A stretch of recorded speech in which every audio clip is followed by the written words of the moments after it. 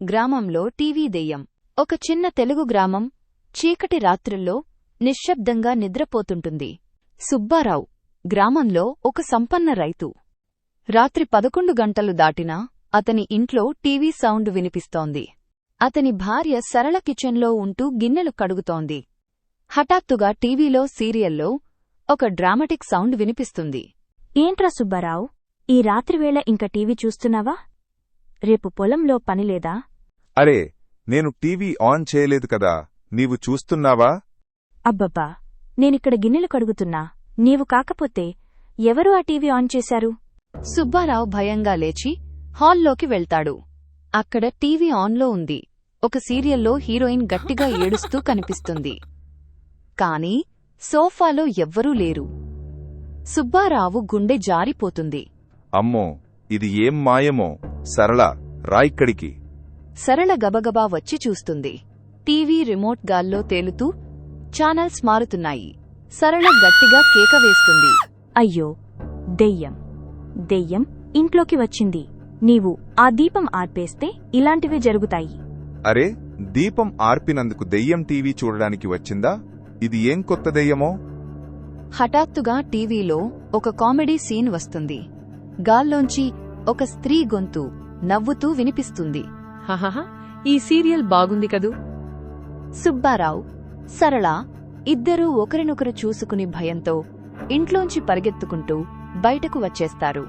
వాళ్ల కేకలకు గ్రామస్థులు గుండు సుబ్బయ్య, రాములమ్మ, పుల్లయ్య వంటివాళ్లు గుమిగూడుతారు.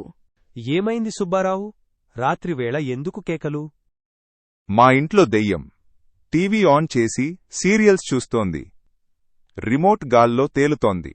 అమ్మో, ఇది మామూలు దెయ్యం కాదు, సీరియల్స్ చూసే ఆడదెయ్యం. ఇది ఏం కొత్త ఫ్యాషనో? గ్రామస్థులు నవ్వుకుంటారు. కాని భయం కూడా వేస్తుంది.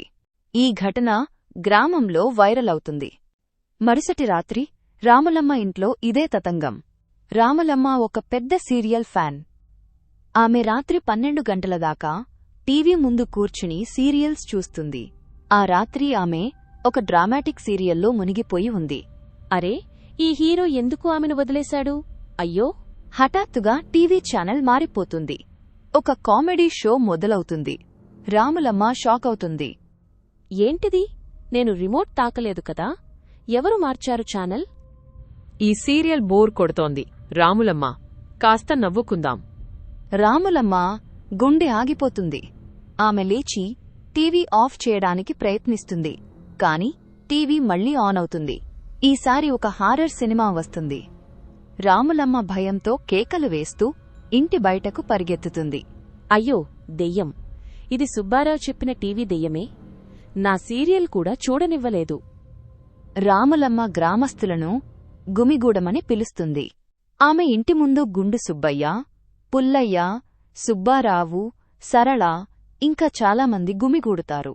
ఏంటి రాములమ్మ, నీవు కూడా ఆ దెయ్యం బాధపడ్డావా? ఇది గ్రామంలో టీవీ స్టేషన్లా తిరుగుతోంది. అవును, నా సీరియల్ చూడనివ్వలేదు. కామెడీ షో పెట్టింది. తర్వాత హారర్ సినిమా. నాకు గుండె ఆగిపోయింది. ఇది ఏ సామాన్య దెయ్యం కాదు, సీరియల్స్కి అడిక్ట్ అయిన ఆడదెయ్యం. ఇలాంటి దెయ్యాన్ని ఎలా తరిమికొట్టాలి? మరుసటి రోజు గ్రామంలో పెద్ద సభ జరుగుతుంది. గ్రామ సర్పంచ్ వెంకటరావు అధ్యక్షత వహిస్తాడు. గ్రామస్తులందరూ దెయ్యం సమస్యను తీసిపడేయడానికి సూచనలు చెబుతారు. గ్రామస్తులు, ఈ టీవీ దెయ్యం మన గ్రామంలో రచ్చ చేస్తోంది. దీన్ని ఎలా అడ్డుకోవాలి? సూచనలు చెప్పండి. సర్పంచ్ గారు, నేను ఒక ఐడియా చెబుతా. మనం గ్రామంలో టీవీలన్నీ రాత్రిపూట ఆఫ్ చేద్దాం. టీవీ లేకపోతే దెయ్యం వేరే గ్రామానికి వెళ్ళిపోతుంది. అరే సుబ్బయ్య, నీవు ఏమైనా పిచ్చోడివా? నా సీరియల్స్ ఆపమంటావా? దెయ్యం వెంట నీవు వెళ్ళు, నా టీవీ మాత్రం ఆఫ్ చేయను. గ్రామస్తులు నవ్వుకుంటారు. నా ఐడియా ఇది. మనం గ్రామంలో ఒక పెద్ద టీవీ స్క్రీన్ పెట్టి రాత్రంతా బోరింగ్ న్యూస్ ఛానల్ ప్లే చేద్దాం. దెయ్యం బోర్ కొట్టి పారిపోతుంది. అది ఏం బోరింగ్ న్యూస్ చూస్తుందిరా? అది సీరియల్స్ ఫ్యాన్. నీవు న్యూస్ పెడితే మన ఇంట్లోకి వచ్చి సీరియల్స్ పెడుతుంది. నేను చెప్పేది వినండి. మనమొక పూజ చేద్దాం. దెయ్యాన్ని బయటకు తీసుకొచ్చి దానికి టీవీ ఇస్తామని చెప్పి ఒప్పించాలి. దెయ్యం సీరియల్స్ చూస్తూ సంతోషంగా ఉంటుంది. మనం కూడా సంతోషంగా ఉంటాం. సుబ్బారావు, నీవు దెయ్యానికి టీవీ ఇచ్చి బతుకుతావా? ఇది ఏం సినిమా హాలా? గ్రామస్తులు మళ్లీ నవ్వుకుంటారు. కాని సుబ్బారావు ఐడియా అందరికీ కొంచెం ఆలోచన కలిగిస్తుంది. ఆ రాత్రి గ్రామస్తులు ఒక పాత శిథిలమైన ఇంటి దగ్గర గుమిగూడతారు. ఆ ఇంటిని దెయ్యం ఇల్లుగా ఊహిస్తారు. వెంకటరావు, సుబ్బారావు, రాములమ్మ ఇంకా కొందరు ఒక పూజ ఏర్పాటు చేస్తారు. హఠాత్తుగా ఒక తెల్లటి ఆకారం కనిపిస్తుంది. అది ఆడదెయ్యం, కాని అది భయంకరంగా కనిపించదు. ఒక సామాన్య గ్రామస్తురాలిలా చీర కట్టుకుని కాస్త గజిబిజిగా ఉంటుంది. ఏంటి, ఈ రాత్రివేళ గుమిగూడి నన్ను బయటకు తీసుకొచ్చారు? అరే, నీవు మాట్లాడతావా? నీవు దెయ్యమేనా? అవును, నేను దెయ్యమే. పేరు లక్ష్మి.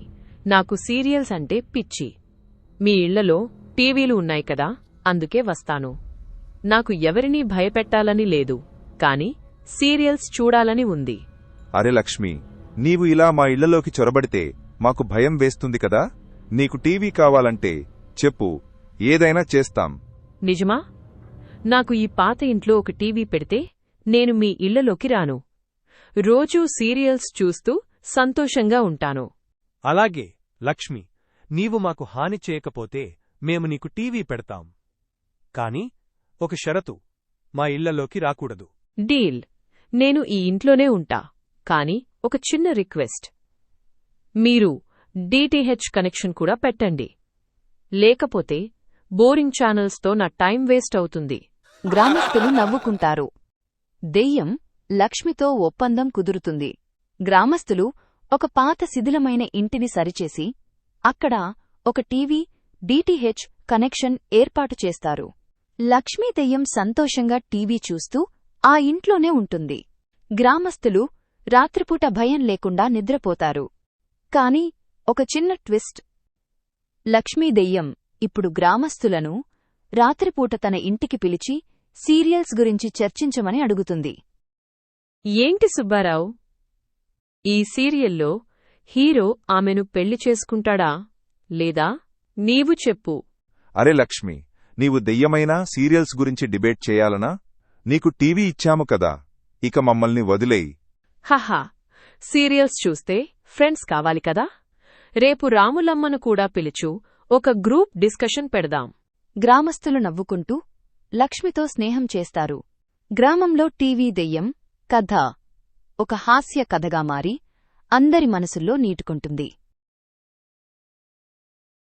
కాలాపూర్ అనే దుమ్ముతో నిండిన గ్రామంలో పొలాలు విశాలంగా విస్తరించి రాత్రులు రహస్యాలతో నిండి ఉంటాయి. ఒక యువ రైతు విక్రమ్ మామిడి తోట అంచున ఒక పాత బస్సును చూస్తాడు.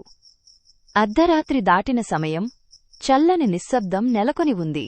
రోజంతా పనిచేసి అలసిన విక్రమ్ ఆలోచించకుండా బస్సులోకి ఎక్కాడు, ముందున్న ప్రయాణం గురించి తెలియక. ఓయ్ డ్రైవర్, నీవు గ్రామ చౌరస్తాకి వెళ్తున్నావా? నాకు త్వరగా ఇంటికి చేరాలి. కాళ్ళు నొప్పిగా ఉన్నాయి. కూర్చో, నీవు వెళ్లాల్సిన చోటికి తీసుకెళ్తాను. వెళ్లాల్సిన చోటికా? అది ఏమిటి? ఏయ్, ఇక్కడ ఎందుకు చీకటిగా ఉంది? లైట్ వెయ్యి. లైట్లు లేవు, అవసరం లేదు, కూర్చో.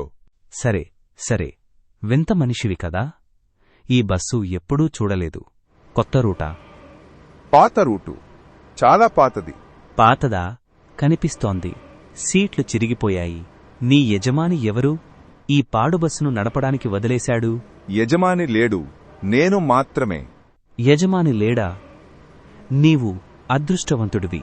నాకైతే రోజూ భూస్వామి గొంతు కండువా లాగుతాడు. విక్రమ్, అద్దె ఎక్కడా? విక్రమ్, కంచె బాగుచెయ్యి. హాహా. అద్దె, కంచె చిన్న చింతలు. త్వరలో నీవు పెద్దవాటిని చూస్తావు. పెద్దవాటినా? ఏం మాట్లాడుతున్నావు? ఓయ్, నెమ్మదిగా నడపు. ఇది చౌరస్తా దారి కాదు. అక్కడికి వెళ్లడం లేదు. అక్కడికి కాదా? మరి ఎక్కడికి? ఈ బస్సును ఆపు, ఇప్పుడే. చాలా ఆలస్యం. ఇప్పుడు నీవు నా దారిలో ఉన్నావు. నీ దారా? ఏం వెర్రి మాటలివి? నన్ను దింపు, లేకపోతే దూకేస్తాను. దూకు, నీ ఇష్టం. ఏమీ మారదు. కిటికీ బయట చూడు. ఏంటిది? ఇది కాలాపూర్ కాదు. పొలాలు ఎక్కడా? అంత పొగమంచు సమాధులా? అవి సమాధులా? అవును, నా ప్రయాణీకులు అక్కడ విశ్రాంతి తీసుకుంటారు. ప్రయాణీకులా? నీవు ఎవరు? ఏమిటి నీవు? దగ్గరగా చూడు. విక్రమ్, నన్ను గుర్తుపట్టలేదా? ఆగు, ఆ మచ్చ, ఆ కళ్ళు లేదు.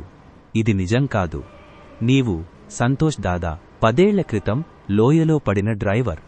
10 ఏళ్ళు? అవును. ఈ శాపగ్రస్త బస్సును నడుపుతూ 10 ఏళ్ళు. కాని నీవు చనిపోయావు. బ్రేకులు ఫెయిల్ అయ్యాయని, ప్రమాదమని అందరూ చెప్పారు. ప్రమాదం కాదు, హత్య. హత్య? నిన్ను ఎవరు చంపారు? నీవు కాలాపూర్లో ఉత్తమ డ్రైవర్వి. ఉత్తమం? నేను చాలా చూసేదాకా. ఠాకూర్, మీ గ్రామ పెద్ద, నన్ను మౌనంగా ఉంచాలనుకున్నాడు. ఠాకూర్జీ, ఆ లావు పందా, నీవు ఏం చూశావు? స్మగ్లింగ్. ధాన్యం సంచుల్లో నల్లమందు దాచారు. నేను అతని సరుకులు తీసుకెళ్లాను. మొదట తెలియలేదు. తెలిసినప్పుడు అతను నా బ్రేకులు తెంచాడు. నన్ను, 12 మంది ప్రయాణీకులను చావుకు పంపాడు. ఆ రాక్షసుడు రాజులా తిరుగుతూ నీవిక్కడ చిక్కుకున్నావా? నన్ను ఎందుకు వేధిస్తున్నావు? అతన్ని ఎందుకు వేధించలేదు? ప్రయత్నించాను. అతను రక్షణలో ఉన్నాడు. తాయెత్తులు, పూజారులు, కాళీమాయం. నాకు ఒక జీవన ఆత్మ అవసరం, అతని కవచాన్ని ఛేదించడానికి. జీవన ఆత్మ? నన్ను చెప్పావా? లేదు సంతోష్ దాదా, నీ పగ కోసం నేను చావను. చావడం కాదు, పోరాడు. అతన్ని బయటపెట్టు. నన్ను విముక్తి చెయ్యి. పోరాడడమా? నేను ఠాకూర్తో, అతనికి గుండాలు, డబ్బు అన్నీ ఉన్నాయి. నాకు ఒక కొడవలి, చెడ్డ మోకాలు ఉన్నాయి. నీకు ధైర్యముంది. నీవు ఎక్కినప్పుడు చూశాను. ధైర్యమా? ఇది సాధారణ బస్సనుకున్నాను. నన్ను మోసం చేశావు. మోసం కాదు, విధి. నీవిక్కడ ఒక కారణంతో ఉన్నావు, విక్రమ్. కారణమా?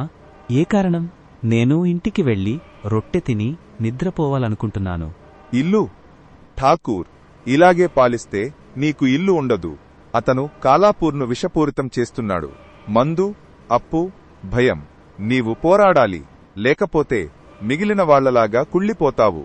సరే, నేను ఇది చేస్తే నీ పథకం ఏమిటి, భూతమనిషి? నా లాగ్బుక్ తీసుకో. వెనుక ఉంది పేర్లు, తేదీలు, అతని నేరాల సాక్ష్యం. గ్రామానికి చూపించు. ఒక పుస్తకమా? అంతేనా? అతను దాన్ని నన్ను కాల్చేస్తాడు. వాళ్లను ఏకం చేస్తే కాదు, ప్రజలు నన్ను ఒకప్పుడు ఇష్టపడేవారు, వినిపిస్తారు. ఏకం చేయడమా? వాళ్లలో సగం నిన్ను పురాణంగా భావిస్తారు, మిగిలిన సగం నిన్ను దూరంగా ఉంచడానికి ప్రార్థిస్తారు. అయితే వాళ్లను నమ్మేలా చెయ్యి. నన్ను వాళ్ల దగ్గరకు తీసుకెళ్ళు. తీసుకెళ్లడమా? అంటే ఈ బస్సును కాలాపూర్లోకి నడపడమా? అవును. ఈ రాత్రి పౌర్ణమి. నా శక్తి అప్పుడు ఎక్కువగా ఉంటుంది. నీవు పిచ్చివాడివి. నేను వినడం వల్ల మరింత పిచ్చివాణ్ణి. సరే సంతోష్ దాదా, చేద్దాం. కాని నేను చనిపోతే నిన్ను తిరిగి వేధిస్తాను. ఒప్పందం. భూతబస్సు అర్ధరాత్రి కాలాపూర్లోకి గర్జిస్తూ వస్తుంది. హారన్ భూతాల్లా అరుస్తుంది. గ్రామస్థులు ఇళ్ల నుండి లాంతర్లు, కర్రలతో బయటకు వస్తారు. విక్రమ్ బస్సుపైన నిలబడి లాగ్బుక్ను పైకి ఎత్తి చూపిస్తాడు. లేవండి కాలాపూర్ వాళ్ళు. మీ ఠాకూర్ ఒక హంతకుడు. ఇదిగో సంతోష్ దాదా నుండి సాక్ష్యం. సంతోష్, అది అతని బస్సు. అతను తిరిగి వచ్చాడు. విక్రమ్, నీకు పిచ్చెక్కిందా? అది భూతబస్సు. అవును, భూతబస్సు. సంతోష్ దాదా దాన్ని నడుపుతున్నాడు కదా దాదా? చెప్పు విక్రమ్, నన్ను ఎవరు చంపారో చెప్పు. మౌనంగా ఉండు పిచ్చోడా. ఇది ఒక ఉపాయం, వెర్రి అబద్ధం. పట్టుకోండి వీడిని. అబద్ధమా? ఈ లాగ్బుక్ను వివరించు. ఠాకూర్జీ, నల్లమందు రవాణా, నీ సంతకంతో. సంతోష్ అన్నీ చూశాడు. నీవు అతన్ని సమాధిలోకి పంపే ముందు. వటవట.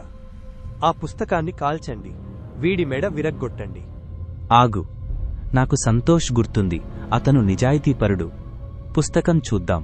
వెనక్కి వెళ్ళు, లేక నీవు తదుపరివి. ఇక రక్తం కాదు ఠాకూర్, ఒప్పుకో, లేక నిన్ను నరకానికి తీసుకెళ్తాను. లేదు, నీవు చనిపోయావు, నన్ను తాకలేవు. నాకు రక్షణ ఉంది. రక్షణ? ఇది దాన్ని ఆపుతుందో చూద్దాం.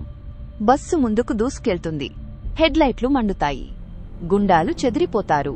సంతోష్ భూతరూపం బయటకు వస్తాడు. 10 ఏళ్లు వేచాను, చీకట్లో అరుపులతో 10 ఏళ్లు. ఒప్పుకో, లేక నాతో ఎప్పటికీ ప్రయాణించు. సరే, నేను చేశాను. బ్రేకులు తెంచాను, అందర్నీ చంపాను, క్షమించు. హంతకుడు, నీవు మా గ్రామాన్ని శాపగ్రస్తం చేశావు. పట్టండి, కట్టేయండి.